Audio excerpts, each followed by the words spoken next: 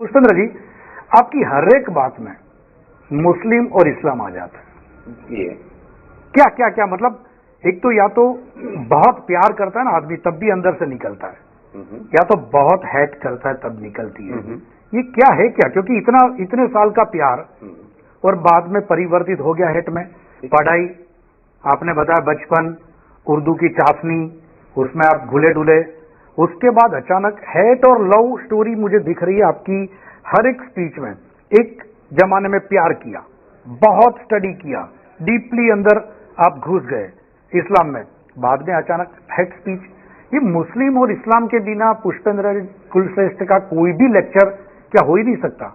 क्योंकि एक पत्रकार, मैं इसलिए पूछ रहा हूं, एक पत्रकार होता है ना, उसके पास बहुत सारे सब्जेक्ट होते हैं, लेकिन ये पत्रकार सिर्फ 2 सब्जेक्ट के अंदर सीमित रह गया। रहना चाहते या किसी ने रहने को कहा गया। आपने कहा ये पत्रकार रह गया है, मैंने इसीलिए पत्रकारिता छोड़ दी है। मुझे अपने नाम के आगे कोई ये कहे कि आप पत्रकार हैं, इस पे ऐतराज है। मैं पत्रकार था, और जब तक था तो जो पत्रकारिता के मापदंड थे वो मैंने पूरे किए। आपका दूसरा सवाल है विच इज हाईली ऑब्जेक्शनेबल। सवाल ये है कि मुसलमानों से हेट जो है, ये जो शब्द आपने हेट इस्तेमाल किया है, या तो आपने मेरी स्पीच सुनी नहीं है, या आपने इस देश में पिछले कई सौ सालों से बनी बनाए झूठे मक्कारी के नैरेटिव को यह समझ लिया है कि यही सच है।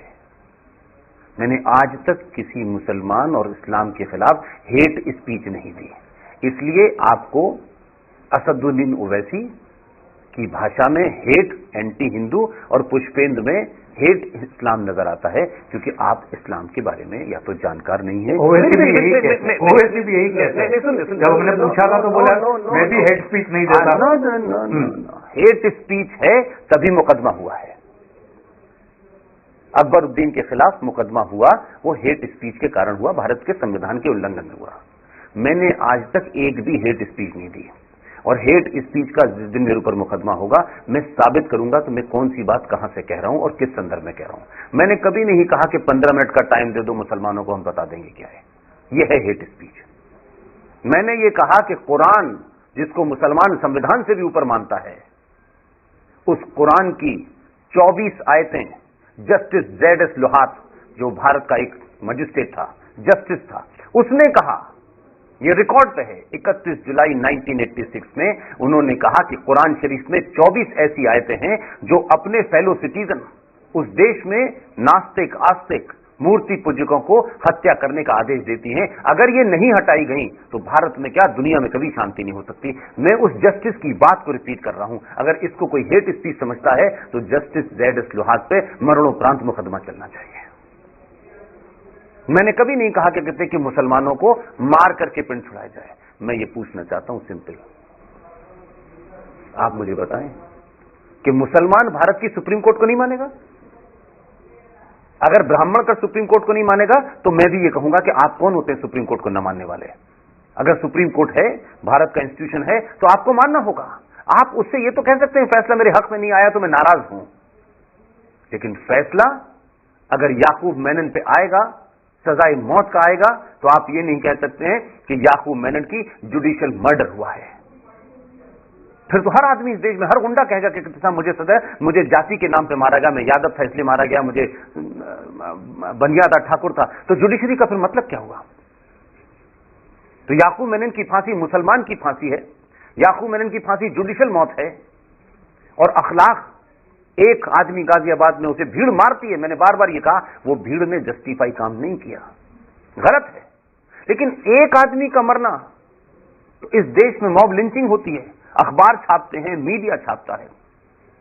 सुप्रीम कोर्ट भी कहती है we are not ready to accept lynchistan in India, लेकिन यही सुप्रीम कोर्ट है, यही भारत है। औरंगजेब और बाबर के जमाने की बात नहीं करता मैं, पूछना चाहता हूं 2500 कश्मीरी हिंदू पंडितों को उनके साथी पड़ोसी मुसलमानों ने उनकी पूजा और पद्धति के कारण मारा। 5 लाख कश्मीरी हिंदू पंडित दिल्ली के अंदर INA मार्केट के बाहर जगह जगह फुटपाथ पे आज सिगरेट और बीड़ी बेचते हैं। ये वो लोग हैं जिनके 10-10 एकड़ में मकान थे, 10-10, 12-12 कमरों के इनके मकान थे। उन्होंने आज तक किसी मुसलमान को गाली तक नहीं दी, ऊंचे शब्दों में नहीं बोले।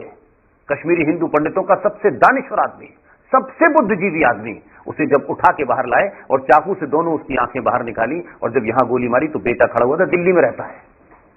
2 दिन बाद लोगों ने कहा कि ये कर क्या रहे थे, जाके देखा तो उनकी टेबल पर कुरान मजीद खुला हुआ रखा था और वो उसका कश्मीरी में ट्रांसलेशन कर रहे थे। अगर ये कहना हेट स्पीच है तो मैं इसे एक नहीं करोड़ों बार कहूंगा, हजारों लाखों बार कहूंगा। बचपन की कई यादें मेरे हिसाब से